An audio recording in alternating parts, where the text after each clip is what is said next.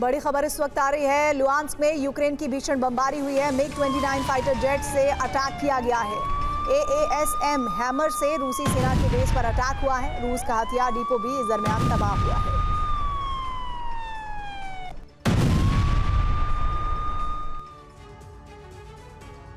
रूस नेटो की जंग छिड़ने की आशंका बढ़ती जा रही है, क्योंकि रूस ने तीसरे नेटो देश के एरोस्पेस में अपने फाइटर जेट भेज दिए हैं। 19 सितंबर को एस्टोनिया की राजधानी तालिन तक रूस के MiG-31K जेट पहुंचे हैं। इन जेट्स पर मिसाइलें लोड थी। पोलैंड के बाद रूस का टारगेट एस्टोनिया बना है। रूस के इस कदम को अमेरिका और यूरोप के देशों ने नेटो के धैर्य की परीक्षा कहा है। एस्टोनिया ने इस घुसपैठ के बाद कहा कि रूस बार बार युद्ध भड़काने की मंशा से यह कदम उठा रहा है।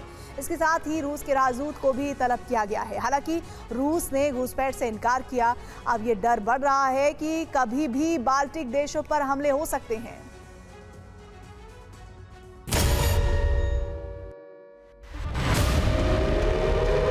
एस्टोनिया की राजधानी तालिन में अचानक एयर रेड अलर्ट के सायरन गूंजने लगे। लोगों को बम शेल्टरों और अंडरग्राउंड मेट्रो स्टेशन में जाने का अलर्ट जारी कर दिया गया। मौजूद ही तालिन के रडार पर नजर आने वाले रूस के फाइटर जेट। ये रूसी जेट बहुत तेजी के साथ तालिन की तरफ बढ़ रहे थे और इनके ट्रांसपॉन्डर्स ऑफ थे।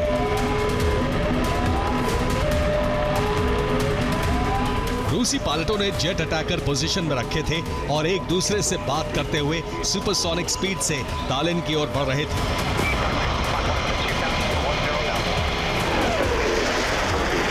कुछ ही मिनट के अंदर तालिन में हॉटलाइन की घंटियां गूंजने लगी।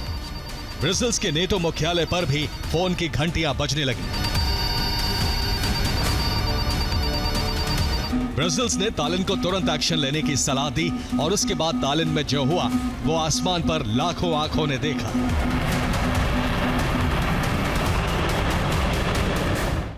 जानकारी है कि तालिन की तरफ रूस के 3 MiG-31K जेट बढ़ रहे थे। तालिन के आसमान पर रूसी जेट पहुंचते ही नेटो एयरफोर्स एक्टिव हो गई। इटली के 2 F-35 फाइटर जेट्स ने उड़ान भरी। इसके साथ ही स्वीडन के 3 JS-39 जेट एयरबॉर्न हुए। तालिन के ऊपर आसमान में इनका आमना सामना रूस के 3 जेट्स के साथ हुआ। इस इंटरसेप्शन के बाद रूस के जेट्स डिफेंडिंग पोजीशन में आ गए। 12 मिनट तक एस्टोनियाई एयर स्पेस में चक्कर लगाने के बाद रूस के फाइटर जेट लौट गए, लेकिन इसके बाद सभी नेटो देशों को अलर्ट कर दिया गया।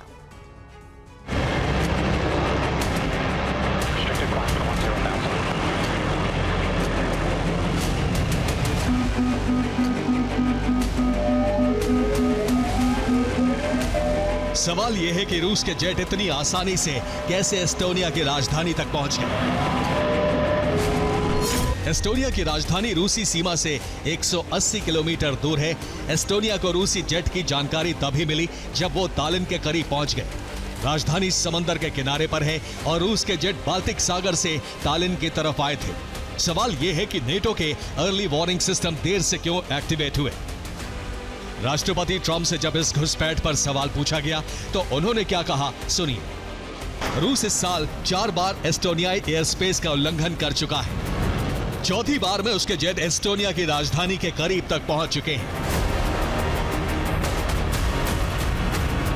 लिथुआनिया के रक्षा मंत्री दोविले सकालियाना ने कहा है, 3 रूसी जेट का तालिन पहुंचना इस बात का प्रमाण है कि ऑपरेशन ईस्टर्न संतरी बहुत पहले शुरू होना था। नेटो सीमाओं की टेस्टिंग रूस बड़े इरादे के साथ कर रहा है, हमें इसे समझना होगा। रूसी जेट पहुंचने के बाद एस्टोनिया ने EU, नेटो और अमेरिका को इसकी जानकारी दी है। इसके साथ ही एस्टोनियाई सरकार ने नेटो के आर्टिकल 4 पर चर्चा का विचार शुरू कर दिया है। एस्टोनिया ने नेटो से आवेदन किया है कि आर्टिकल 4 पर चर्चा शुरू की जाए। आर्टिकल 5 लागू करने के लिए पहले आर्टिकल 4 पर चर्चा होती है।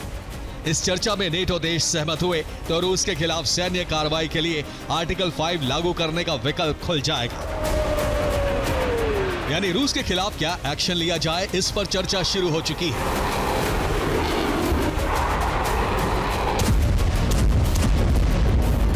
फिलहाल एस्टोनिया ने तालिन में तैनात रूस के राजदूत को तलब किया है। राजदूत से वायु सीमा के उल्लंघन पर सवाल पूछे गए। हालांकि रूस ने कहा है कि उसके जेट्स ने एस्टोनियाई वायु सीमा में घुसपैठ नहीं की है। रूस ने कहा है कि उसके जेट्स अंतर्राष्ट्रीय जल क्षेत्र में थे।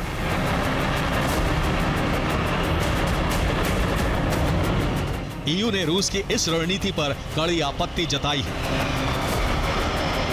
ईयू विदेश विभाग की प्रमुख काया कल्लस ने कहा है कि यह बहुत खतरनाक है, इसके विनाशक परिणाम हो सकते हैं।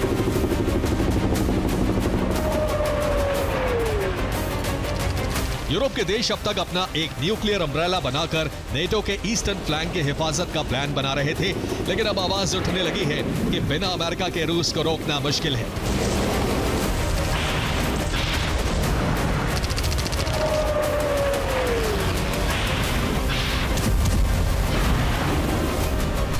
इसीलिए ईयू ने कहा है कि नेटो के पूर्वी छोर पर अमेरिकी वायुसेना की तैनाती करके ही रूस को रोका जा सकता है।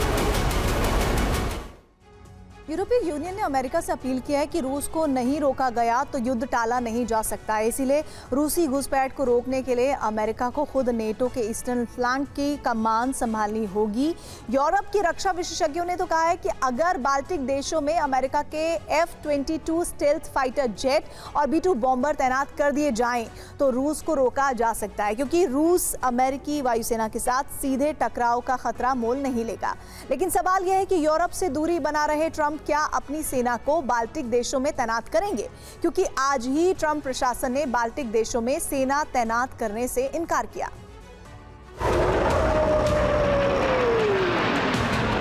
पोलैंड के बाद रूस का टारगेट लिथुआनिया बना और अब एस्टोनिया। रूस बार बार नेटो सीमा में अपने जेट और ड्रोन्स भेजकर यह चेक कर रहा है कि उसके पड़ोसी देश युद्ध के लिए कितने तैयार हैं।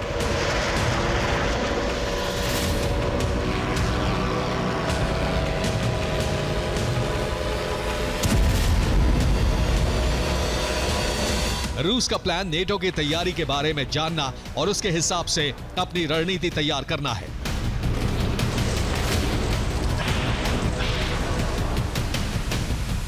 इसी के साथ यूरोप पर यह भी दबाव बढ़ाया जा रहा है कि अगर वो यूक्रेन की मदद करता रहा तो युद्ध सिर्फ यूक्रेन तक ही सीमित नहीं रहने वाला है। Bureau report, TV9, Bharatvarsh.